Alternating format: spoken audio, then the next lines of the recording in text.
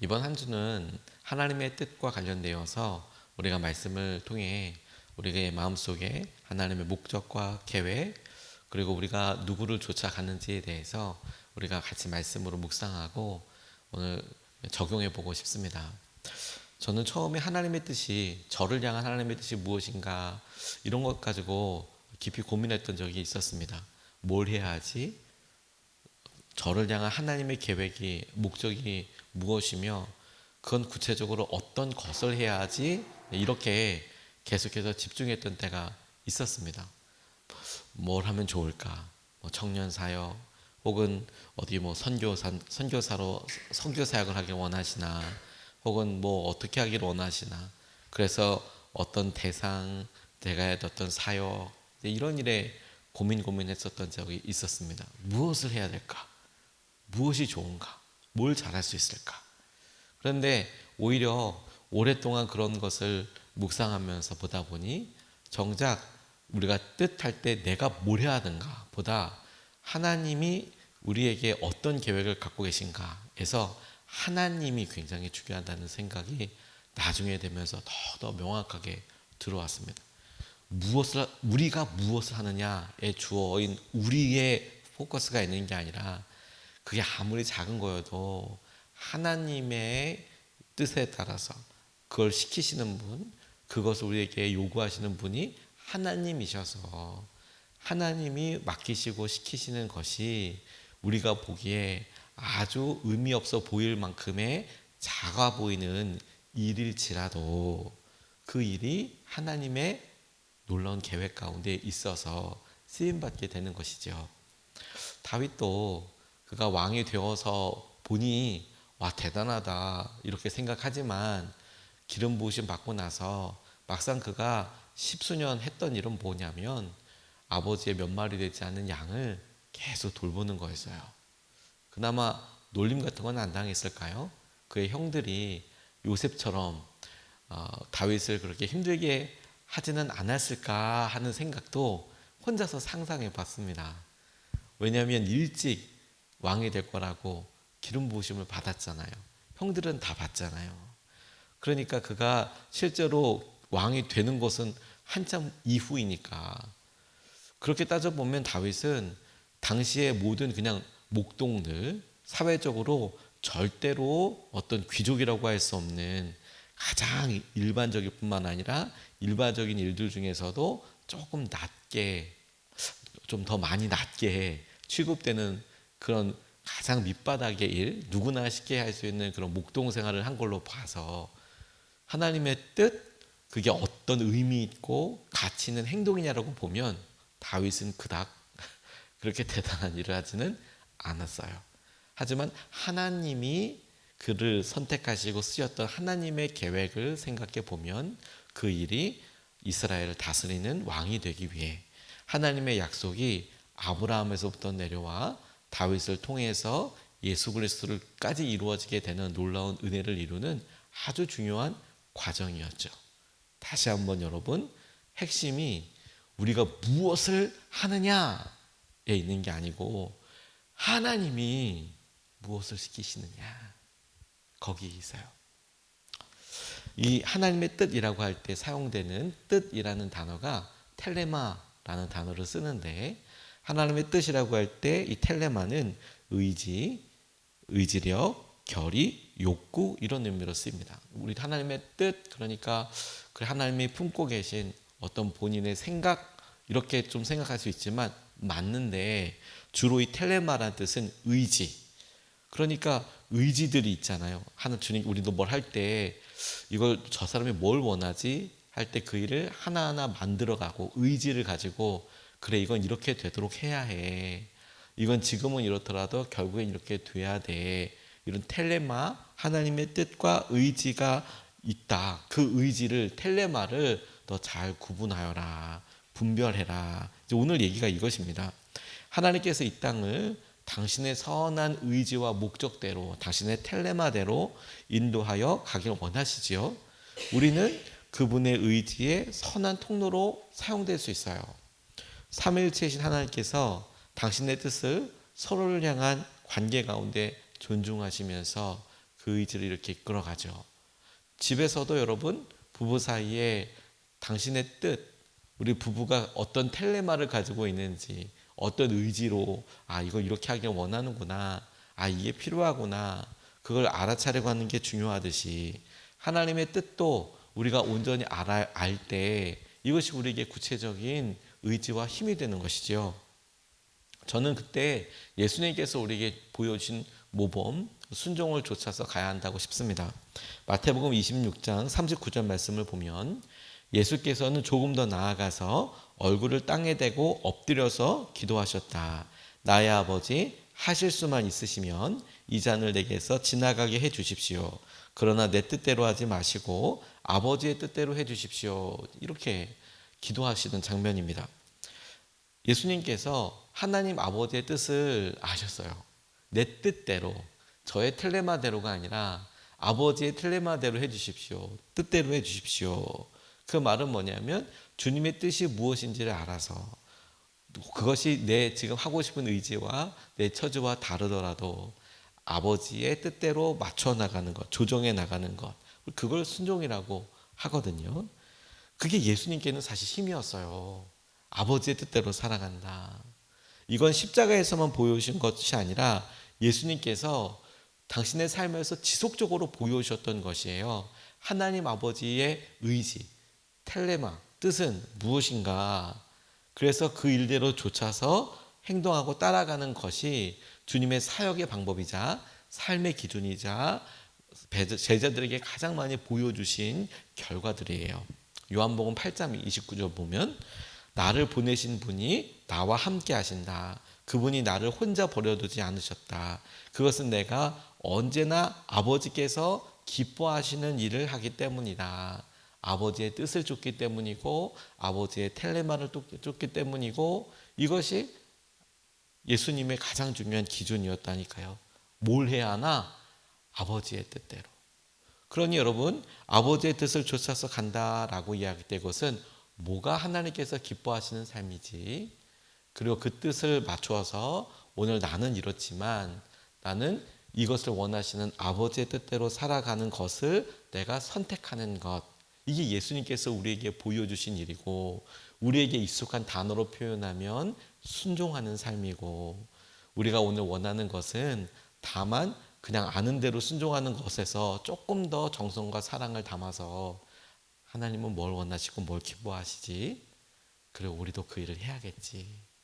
하나님의 뜻을 분별하라라고 이야기할 때 하나님에 집중하고 마음을 두어야 한다는 겁니다. 주님은 하나님께서 자신의 일을 통해서 일하실 것을 믿으셨어요. 죽었던 나사로를 살리실 때 돌을 옮겨 놓아라 말씀하신 후에 기도하신 내용을 보면 명확하게 볼 수 있어요. 이렇게 이야기하시는데 요한복음에 사람들이 그 돌을 옮겨 놓았다. 예수께서 하늘을 우러보시고 말씀하셨다. 아버지, 내 말을 들어주신 것을 감사드립니다. 아버지께서는 언제나 내 말을 들어주신다는 것을 압니다. 그런데도 이렇게 말씀을 드리는 것은 둘러선 무리를 위해서입니다. 그들로 하여금 아버지께서 나를 보내신 것을 믿게 하려는 것입니다. 이렇게 보여주시죠. 하나님 아버지의 뜻이 무엇인지를 내가 드러내는 통로로 쓰임받고 알게 되는 거, 그거 하셨다고요. 그거. 오늘 여러분 우리의 마음이 주님이 뭘 원하시는지를 쫓아서 첫 발을 내릴 수 있으면 좋겠습니다. 왜냐하면 여러분 예수님을 모범으로 우리가 보이고 예수님께서는 아버지가 기뻐하시는 일을 하셨다고, 그럼 오늘도 우리가 그래 하나님의 기뻐하시는 뜻을 분별하라고 이야기한다면 하나님이 원하시는 일은 뭐지 오늘 내게? 이럴 때 여러분 우리에게 갑작스럽게 새로운 일을 하라 그렇게 말씀하실 수도 분명히 있으시죠. 그런데 우리가 지나가 보면 대부분 주님께서 우리에게 지극히 일상적인 일에 어떤 마음을 가지고 하라 이런 쪽에 더 많이 분별이 되는 것 같아요. 민수기 33장 말씀을 보면 이스라엘 백성들이 광야를 이렇게 돌아다니면서 진을 쳤던 장소가 이제 42곳이 차례대로 등장을 하게 되는데 40년 동안 광야를 살면서 42곳에 여기서 진치고 여기서 진치고 했지요. 방법은 뭐였죠? 아침에 구름 떴고 구름 뜨면 짐 싸고 구름이 움직이면 구름이 움직여서 가려지는 것만큼 가고, 그리고 하루라도 그냥 머물러 있으면 구름이 뜨지 않으면 하루, 이틀, 1년 이렇게 머물고. 근데 상식적으로 40년 동안 광야 생활을 했는데 42곳을 돌아다녔으면 1년에 한 번 꼴이잖아요, 거의.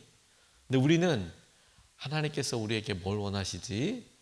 하나님의 뜻, 계획 이런 걸 생각할 때, 그래, 하나님께서 오늘도 하나님이 원하시는 것이라고 생각하면 내가 새롭게 어떤 어마어마한 일을 해야 하나? 이런 부담감을 갖는데, 너무 귀한 믿음이고 주님께서 정말 그렇게 하실 때 결정하고 순종하면 좋지요. 근데 한 가지 중요한 건 뭐냐면, 이스라엘 백성들을 훈련시키실 때 하나님께서는 단순 계산을 하면 1년에 한 번 정도 너 이렇게 해라 움직이는 것에 대한 순종을 요구하셨다면 364일은 머물러서 주님과 함께 머무르는 것. 그날 아침도 구름 보고 내가 안심하여 머물고, 그리고 만나 챙겨서 먹고, 그리고 메추라기 주시면 먹고, 하나님의 말씀대로 살아가는 것을 주님께서 요구하셨다는 거예요. 말씀은 이렇게 우리에게 경고하고 있어요. 마태복음 7장 21절 말씀을 보면, 나더러 주님 주님 하는 사람이라고 해서 다 하늘나라에 들어가는 것이 아니다. 하늘에 계신 내 아버지의 뜻을 행하는 사람이라야 들어간다. 그러니까 주님을 제가 압니다가 아니라 하나님께서 기뻐하시고 원하시는 뜻이 무엇인지, 그 원하시는 뜻을 내가 알아야 간다는 거예요. 이때 그럼 불안하네. 내가 원하는 게, 내가 하려고 하는 게 하나님의 뜻이 아니면 어떡하지? 저는 그 마음 자체도 귀하다고 싶어요. 왜냐하면 말씀에 대해서 두려워하고 내가 경외한다고 하지 않습니까? 왜냐하면 그 마음의 가장 근본이 하나님의 말씀과 뜻을 쫓아서 살아가는 삶을 살아가기 원해서 나오는 것이라면 좋은 일이지만, 그냥 두려움으로 어떡하지? 내가 하는 일이 하나님 뜻이 아니면 어떡하지? 아니에요, 여러분. 하나님은 가만히 우리 행동을 보고 계시지 않아요. 우리의 간절한 원함을 주님이 아시고, 그런 갈망 위에 하나님은 당신의 뜻을 분별할 수 있도록 알려주시죠. 로마서 12장 이제 오늘 말씀이 바로 그것이라고 싶습니다. 여러분, 이 시대의 풍조를 본받지 말고 마음을 새롭게 함으로 변화를 받아서 하나님의 선하시고 기뻐하시고 완전하신 뜻이 무엇인지를 분별하도록 하십시오. 완전하신 뜻이 무엇인지를 분별하도록 하십시오. 그것을 구분하도록 하십시오. 하나님의 뜻이 세상의 뜻과 같지 않아. 하지만 모든 사람들이 원하고 따라가는 것에 내가 만족감을 구하고 살아가는 것이 아니고, 하나님이 무엇인지를 나는 중심으로 붙잡고 내 기준으로 잡을 거야. 그렇게 해서 오는 하나님을 경외하는 마음과 하나님을 향한 갈망을 가볍게 여기지 마십시오. 이게 중요한 거죠. 난 다른 사람이 뭐라고 하는 것도 의미 있겠지만 나는 하나님의 말씀을 좇아서 따라갈 거야. 이 시대에 유행이 있고 사람들에게 내려오는 전통도 있습니다. 사람들에게 내려오는 전통도 있고, 그러나 이 모든 것에 대해서 하나님의 뜻이 무엇인지를 질문하고 분별하여 하나님의 뜻대로 살아가는 삶을 살아야 하는 것이죠. 하나님께서. 왜냐, 그렇지 않으면 여러분 열심히 수고하고 이런 것들이 좀 허무하고 없어져 버리는 일이 될 수 있겠어요. 어느 분이 이 로마서 12장 2절 말씀을 보고 아침 묵상한 것을 어느 큐티책에 이렇게 적어 놓으신 것이 있더라고요. 이분이 이런 일상을 적고 이 말씀을 적용해 보셨어요. 이분이 셋째 아이가 태어날 무렵이 됐는데 부유한 동네에 위치한 임대 아파트를 분양받으셨대요. 귀하죠. 분당입니다, 분당. 그런데 3년째 거기에 살고 있었답니다.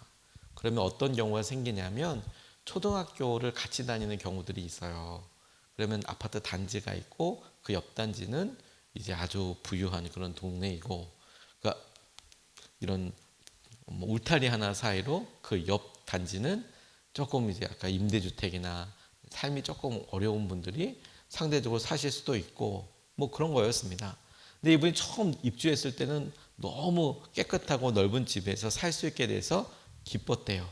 그런데 임대 아파트에 사는 아이들과 같은 학교나 유치원에 다니는 곳조차 꺼리는 동네 분위기가 거기에 있더래요. 좀 당황스러웠죠.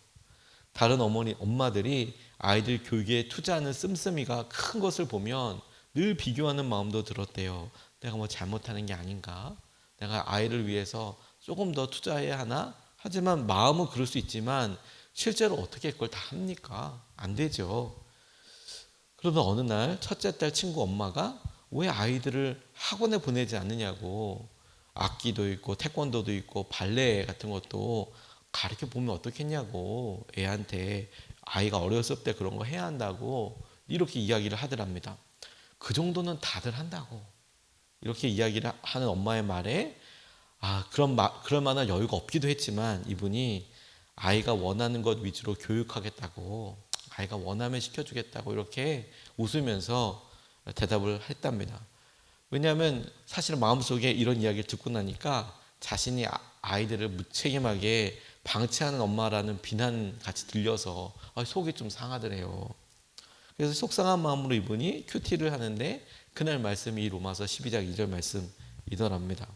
하나님의 뜻을 분별하면서 세상의 풍조를 따라가지 말고, 이런 말씀을 들었는데 이렇게 묵상하다 보니까 하나님이 허락하신 복이 이미 이렇게 있는데 내가 누리지 못하고 감사하지 못하고 있는 자신의 모습이 이렇게 보이더라는 거예요.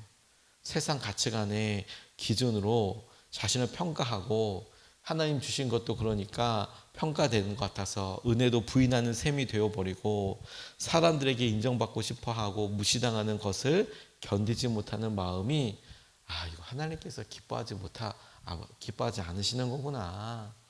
자기 거기 들어갈 때 그렇게 기뻐했으면서 막상 들어가고 나니 내가 이런 일들 때문에 또 무너지는구나. 그래서 크고 화려한 집에 살면서 자기 방에 있는 친구나 방학 때 뭐 해외여행 갔다 온 친구의 이야기를 듣고 초등학생 우리 첫째 아이 또 유치원생 둘째 아이가 부러워하기도 하는데 그럴 때 조금 부족하게 사는 게 유익이 될 수도 있음을 설명해 주게 되었다.